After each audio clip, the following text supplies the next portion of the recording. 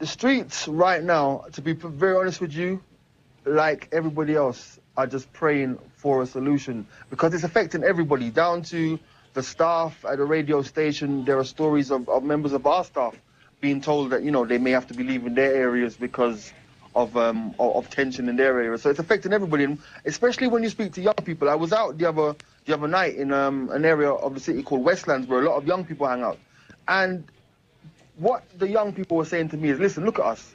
Look at me. I'm here. I'm a Luo. My girlfriend's Kikuyu. Or I'm a Kalenjin. My girlfriend is from the Maasai tribe. They're not interested in the finer details of the tribal issue. They just want Kenya to be that haven of peace that people are used to seeing. What sort of messages are radio stations, of which there are many in Kenya now, what sort of message are they putting out across the country?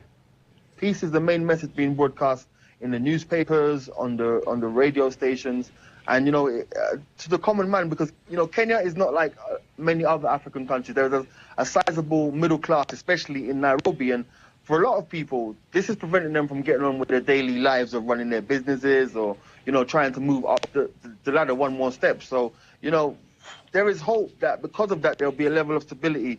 Hopefully, we won't see a situation where Nairobi's peaceful and Naivasha or Nakuru is at war. Hopefully, it will all just balance out eventually.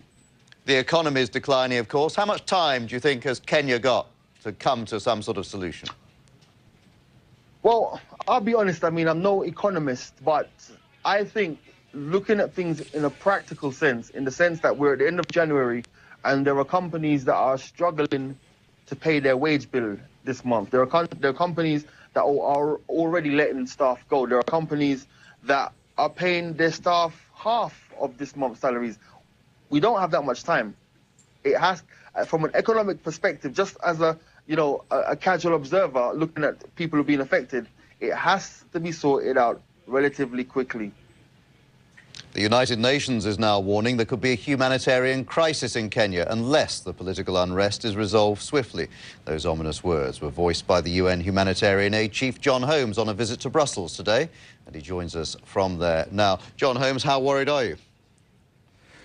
Well, very worried at the moment because we can see that the situation is declining rapidly. We're now in a position where there's a kind of cycle of violence going on, of attack and counter-attack, which seems to have not so much to do with the original cause of the violence, which is the post-electoral situation. So that causes us to worry very seriously that it's going to be very hard to stop this violence.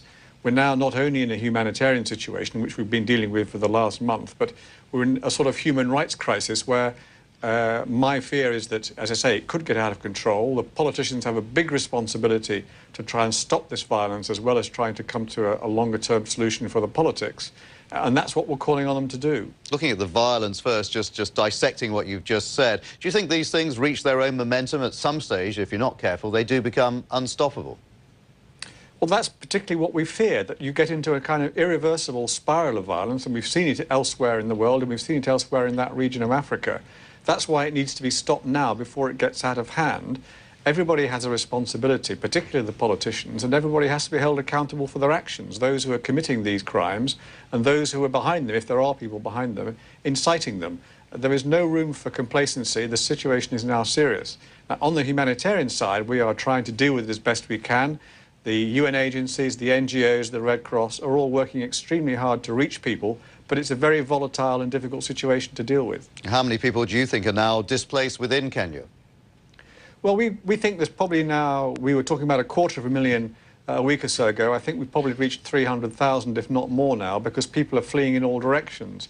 It's very hard to keep track because people are very mobile. They're going back to their areas of origin, to their own tribal areas, for example. They're not simply sitting in camps. There are some camps, but these, again, they're very mobile camps. It makes it harder to find people and to deal with the needs they undoubtedly have for very basic things like food, clean water, medical care and shelter. And presumably there are now some areas of Kenya where it's just very difficult to get into, where you can't get supplies to. That's true. We are still getting supplies through despite the problems in the Rift Valley and on the roads into the Rift Valley. So far things are are just about getting through, but we are obviously concerned that if the violence gets worse again, the flow of goods from Mombasa will slow down once again, and that causes huge problems, not only in Kenya, but for our operations more widely. But also if the trucks can't get through from Nairobi and from Mombasa to places like Eldoret and Burnt Forest and so on, then the people are going to be really in even more difficulty than they are now. And as I say, it's already a serious crisis. You spend a lot of time travelling around Africa. I wonder if this made you, this sort of event we're seeing, made you give up hope that Africa could be stable at all, because this was, after all, one of the most stable places on the continent. Well, I don't think we should give up hope at all. I think there are some... Kenya was an example, and I hope it will become an example again before too long. We should certainly not give up hope of that by any means. There are other examples of countries like Ghana, which are doing well. West Africa, which was in crisis, is now beginning to improve. Unfortunately, this part of Africa, Northeast Africa, if you like, the Horn and its immediate surroundings, do look very difficult and dangerous. Sudan, Somalia, Democratic Republic of Congo, and now Kenya. So we need to find a way of stabilising this whole area and bringing some peace and stability back to it. John Holmes, many thanks. Thank you.